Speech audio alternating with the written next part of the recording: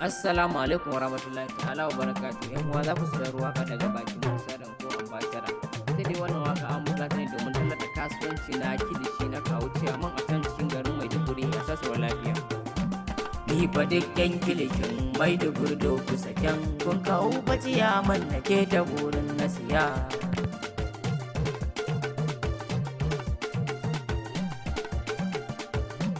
Ni fa duk yan kilishin Maiduguri da kusa kyan kun kawo fa ciyaman na ke ta burin na siya. Shi fa kawo ciyaman duk inda kai ke haka nan za ka aiko da kuɗin sannan a aika kilishi.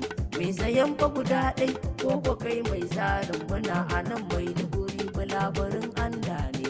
Ko ko bakin kwata idan ka zo za fa ka ga wayan Musa dan ko ka zo ka wake kilishi.